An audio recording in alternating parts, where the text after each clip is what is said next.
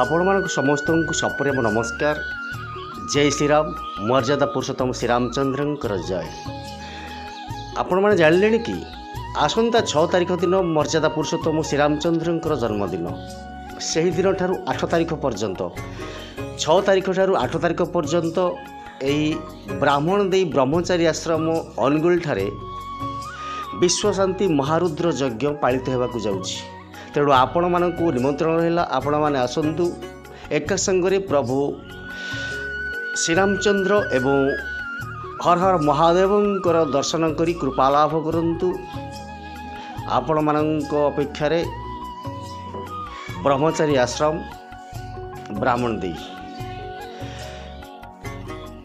ତେଣୁ ଆପଣମାନେ ନିଶ୍ଚିନ୍ତ ଭାବରେ ଆସି ପ୍ରଭୁ ଶ୍ରୀରାମଚନ୍ଦ୍ର ଏବଂ ହର ହର ମହାଦେବଙ୍କର ଦର୍ଶନ କରି କୃପା ଲାଭ କରନ୍ତୁ। ଦେଖନ୍ତୁ, ଇଏ ହେଉଛି ସେହି ବ୍ରହ୍ମଚାରୀ ଆଶ୍ରମ ବ୍ରାହ୍ମଣ ଦେଇ, ଯେଉଁଠିକି ପୁରା ସୁସଜ୍ଜିତ ଚାଲିଛି। ବର୍ତ୍ତମାନ ଦେଖନ୍ତୁ କେମିତି ସାଜସଜ୍ଜା ଚାଲିଛି। ଆଉ 2 ଦିନ ପରେ ଏଇଠାରେ ପାଳିତ ହେବ ବିଶ୍ୱଶାନ୍ତି ମହାଯଜ୍ଞ। ତେଣୁ ଆପଣମାନେ ଆସନ୍ତୁ।